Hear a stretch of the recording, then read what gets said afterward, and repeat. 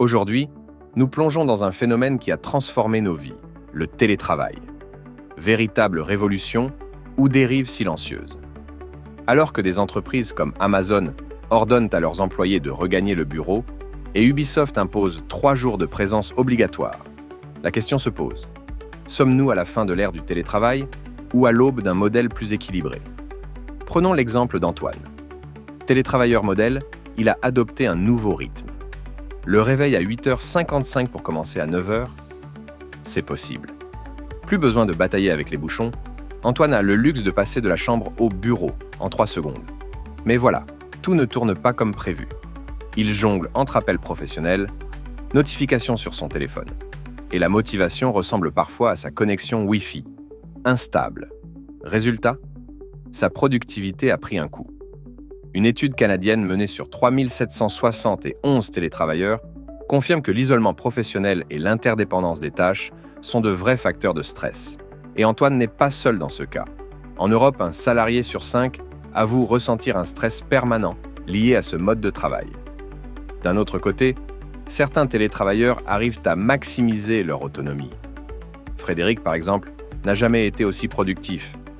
Surtout depuis qu'il a découvert qu'il pouvait faire sa lessive pendant les réunions en sourdine. Côté finance, le télétravail semble être une bénédiction, en apparence. Moins de frais de transport. Plus besoin de dépenser 5 € pour ce sandwich tristouné à la cafétéria. Mais tout n'est pas rose. Camille, qui a transformé son salon en bureau, a investi dans une nouvelle chaise ergonomique et a découvert, à son grand désarroi, que ses factures d'électricité explosaient. Sans parler de l'abonnement Internet renforcé pour éviter de figer en pleine présentation. Pourtant, 98% des salariés veulent continuer à télétravailler. Pourquoi?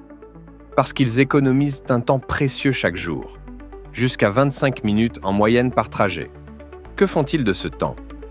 Certains en profitent pour binge-watcher leur série préférée, d'autres s'accordent une petite séance de sport, et les plus audacieux continuent à siroter leur café en pyjama juste avant de passer sur Teams. Le télétravail a beau avoir ses avantages, il peut aussi devenir un piège pour la santé mentale. Prenons Jeanne. Elle pensait avoir trouvé l'équilibre parfait en bossant depuis son salon, jusqu'à ce que son voisin décide de refaire sa terrasse, pendant ses heures de travail. Entre le bruit des marteaux et son chien qui aboie à chaque livraison, la concentration de Jeanne est mise à rude épreuve. Selon une enquête, 62% des télétravailleurs ressentent une montée du stress, souvent causée par l'absence de limites claires entre la vie professionnelle et personnelle. Marc, quant à lui, a dû interrompre une réunion avec son directeur parce que son enfant a décidé de montrer son dernier chef-d'œuvre en plein écran partagé.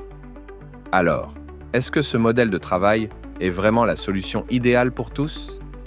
Le télétravail n'a pas seulement impacté nos rythmes de vie, il a aussi redéfini nos choix géographiques.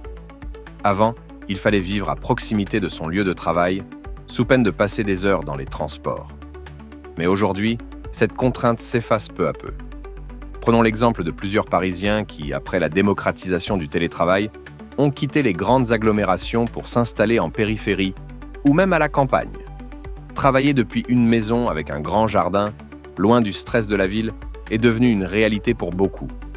Certains ont troqué leur appartement exigu contre une maison à plusieurs centaines de kilomètres de Paris, ne revenant au bureau que quelques jours par semaine. Cette tendance de nomade du télétravail a transformé des régions autrefois délaissées en véritables havres de paix. Avant, vivre loin de son bureau semblait impensable. Aujourd'hui, les nouvelles technologies permettent de rester connecté où que l'on soit, transformant des villages dépeuplés en refuges modernes.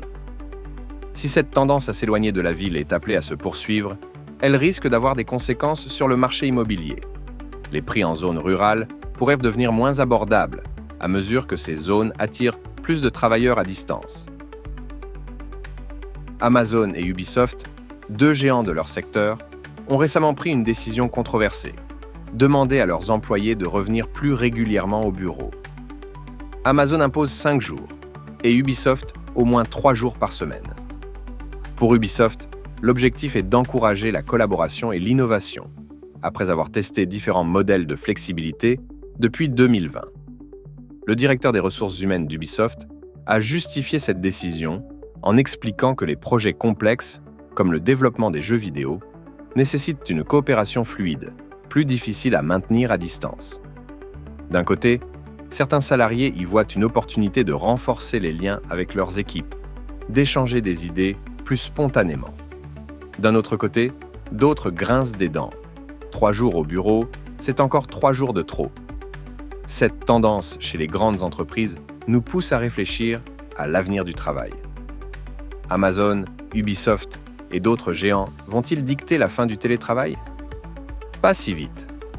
De nombreuses entreprises adoptent aujourd'hui un modèle hybride qui combine le meilleur des deux mondes.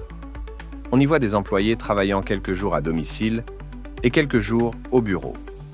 Cela permet de profiter de la liberté du télétravail tout en restant connecté aux réalités de la vie de bureau. Peut-être est-ce cela l'avenir, une souplesse qui n'oublie ni les réunions Zoom ni le café à la machine. En conclusion, le télétravail a apporté de nombreux avantages, mais il présente aussi des défis majeurs. L'équilibre parfait entre autonomie, interaction sociale et productivité reste à trouver. Et peut-être que la solution ne réside pas seulement dans un retour complet au bureau, mais dans une flexibilité intelligente. Merci pour votre attention et bonne chance dans votre prochaine réunion Zoom ou au bureau.